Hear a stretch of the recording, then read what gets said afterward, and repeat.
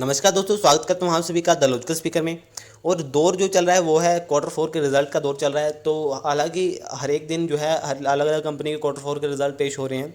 तो quarter four एक ऐसा रिजल्ट होता है जिसमें कि पूरे साल का जो था ब्यौरा भी देखने को मिलता है। क्योंकि अगर क्वार्टर वन टू थ्री की अगर बात की जाए तो वहाँ पर हमें जो एक कंपैरिजन होता है ईयरली वो नहीं मिल पाता है, क्योंकि जो फाइनेंशियल ईयर होता है वो 1 अप्रैल से लेकर 31 मार्च तक का होता है। और क्वार्टर फोर की जो एंडिंग होती है वो भी 31 मार्च ही होती है। तो यहाँ पर जो हमेशा इन्वेस्टर्स को इंतजार रहता है कि क्वार्टर फोर का जो रिज़ल्ट होता है वो इसीलिए खास होता है, क्योंकि उसी दिन जब क्वार्टर फोर का रिज़ल्ट निकलता है उसी दिन जो है कंपनी जिस कंपनी में वो इन्वेस्ट करना चाहते हैं उस कंपनी के जो है फुल डिटेल उसकी वैल्यूशन का एनालिसिस कर सकते हैं, हम उसके रिजल्ट्स का एनालिसिस कर सकते हैं, उसका ग्रोथ का एनालिसिस कर सकते हैं।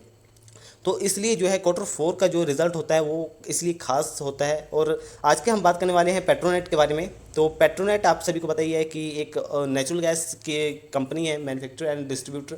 ठीक है। तो पेट्रोनेट की अगर बात की जाए तो ये गवर्नमेंट ऑब्वियसली 50% जो शेयर होल्डिंग है वो गवर्नमेंट की है, तो गवर्नमेंट कंपनी या पब्लिक कंपनी हम कह सकते हैं इसको। तो पेट्रोनेट एलएनजी पर जो है काफ़ी ज़्यादा लोगों की नज़र जो है रहती है, क्योंकि अगर बात की जाए वॉलेटिलिटी की तो वॉलेटिलिटी अगर पिछले 4 साल की बात की जाए तो वो स्टॉक काफ़ी वॉलेटाइल रहा है। आज से 4 साल पहले जो शेयर की कीमत थी वो 250 रुपये थी। आज भी अगर देखी जाए तो शेयर की कीमत 250 है।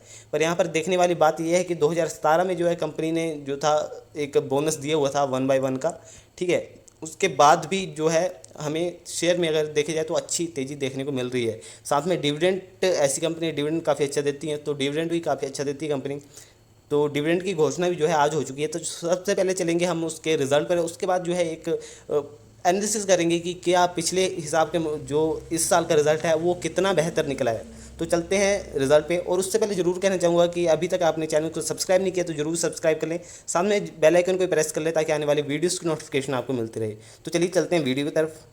तो यहाँ पर हम आ गए हैं अपने स्क्रीन पे। तो आप देख सकते हो स्क्रीन पर जो अमाउंट लिखा है वो रुपीज़ इन लैक्स है। ठीक है। तो हम रुपीज़ इन लैक्स से कंसीडर करेंगे। तो यहाँ पर आप देख सकते हो कि अगर फर्स्ट रेवेन्यू पोर्शन की अगर बात की जाए तो वहाँ पर जो पिछले साल का रेवेन्यू था वहाँ पर आपको रकम दिख रही है 8,65,363।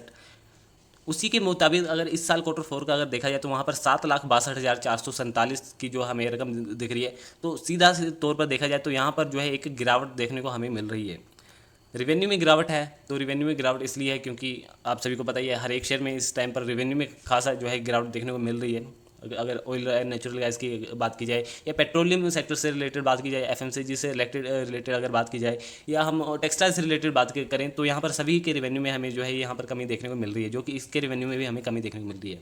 इसके बाद चलते हैं अगर एक्सपेंडिचर की तरफ। तो यहाँ पर अगर एक्सपेंडिचर देखोगे आप कंपनी का तो पिछले साल जो था अगर देखा जाए तो 8,16,738 का जो है यहाँ पर आंकड़ा देखने को मिल रहा था, जो कि इस साल जो है 6,76,835 का आंकड़ा देखने को मिल रहा है।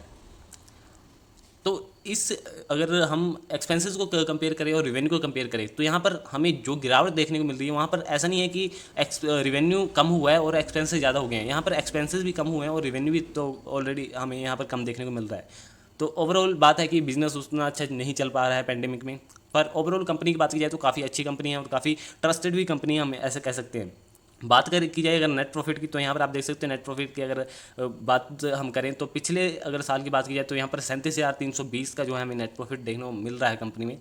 इस साल की अगर बात की जाए तो जो क्वार्टर फोर में 63,792 का जो आंकड़ा देखने को मिल रहा है। ठीक है। तो नेट प्रॉफिट यहाँ पर काफ़ी ज़्यादा इंप्रूव हुआ है। हालांकि रिवेन्यू में कमी आई है पर नेट प्रॉफिट में यहाँ पर जो है इंप्रूवमेंट देखने को मिल रही है। साथ में अगर नेट प्रॉफिट में इंप्रूवमेंट है और रिवेन्यू कम है, मतलब कम रिवेन्यू में ज़्यादा अगर कंपनी ने प्रॉफिट जनरेट किया है तो यहाँ पर सीधी सी बात है कि यहाँ पर प्रॉफिट मार्जिन जो है कंपनी का इस साल का जो है काफ़ी बेहतर हमें देखने को मिल रहा है। ठीक है। यहाँ पर मैं प्रॉफिट मार्जिन काफ़ी अच्छा है, इसीलिए तो कंपनी का जो हमें रिवेन्यू कम होने के बावजूद भी जो है प्रॉफिट अच्छा खासा देखने को यहाँ पर मिल रहा है।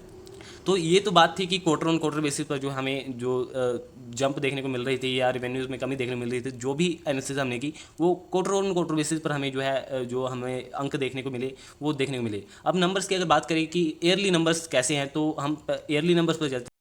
तो यहाँ पर आप आगे यहाँ पर आप देख सकते हो कि ये 2020 का और यहाँ पर 2021 का है, ठीक है। तो यहाँ पर आप रेवेन्यू की फर्स्ट बात कर लेते हैं तो यहाँ पर 35,81,557 का जो हमें नंबर देखने को मिल रहा है, जिसमें ओवरऑल जो है ईयरली भी गिरावट देखने को मिल रही है रेवेन्यूज में, ठीक है। वहीं साथ में जो है यहाँ पर अगर एक्सपेंडिचर देखा जाए तो एक्सपेंडिचर में भी हमें जो है गिरावट देखने को मिल रही है। तो एक्सपेंडिचर भी उसी पोर्शन में हमें जो है गिरावट के साथ यहाँ पर कम होता हुआ नजर आया है, जो कि पिछले साल 32,64,186 दिखा रहा था। वहीं पर अगर इस साल की बात की जाए तो वो उसने 22,44,340 जो है दर्ज किया है। साथ में यहाँ पर अगर नेट प्रॉफिट की पर अगर बात की जाए तो नेट प्रॉफिट फिर से काफ़ी ज़्यादा अच्छे देखने को मिल रहे हैं। पिछले साल जो है 2,70,335 का जो है हमें नेट प्रॉफिट देखने को मिल रहा था, जो कि अगर इस साल बात की जाए तो 2,93,000 यहाँ पर हमें देखने को मिल रहा है। तो यहाँ पर 2,70,000 से 2,93,000, ठीक है। यहाँ पर अगर 3 अंकों को देखा जाए 270 और 293 में एक अच्छा खासा डिफरेंस हमें देखने को मिल रहा है। तो यहाँ पर अगर फिर से अगर बात की जाए तो सेम ईयरली हमें प्रॉफिट मार्जिन रेशो में अच्छी जो है मूवमेंट देखने को मिल रही है, अच्छी जो है प्रोग्रेस देखने को मिल रही है। तो अगर ओवरऑल बात की जाए तो प्रॉफिट मार्जिन रेशो, ठीक है, ईयरली भी हमें जो है एक वेरीफाइड हो गया कि ईयरली भी प्रॉफिट मार्जिन रेशो काफ़ी अच्छा जो है कंपनी का देखने को मिला है। सामने अगर बात करेंगे अर्निंग पर शेयर की तो यहाँ पर अगर ईयरली अर्निंग पर शेयर देखोगे तो पिछले साल 18 रुपये 2 पैसे जो है था अर्निंग पर शेयर देखने को मिल रहा था, जो कि इस साल जो है 19 रुपये 60 पैसे देखने को मिल रहा है, ठीक है। और बात करें क्वार्टर ऑन क्वार्टर तो यहाँ पर जो Q4 था 2020 का, वहाँ पर 2 रुपये 49 पैसे हमें देखने को मिल रहा था, जो कि इस साल अगर देखा जाए तो इस साल के Q4 में 4 रुपये 25 पैसे देखने को मिल रहा है। तो यहाँ पर क्वार्टर ऑन क्वार्टर जंप भी जो है काफ़ी अच्छी देखने को मिल रही है। पर अगर Q3 और Q4 को अगर देखा जाए तो वहाँ पर Q3 और Q4 में जो है यहाँ पर थोड़ी सी गिरावट देखने को मिल रही है।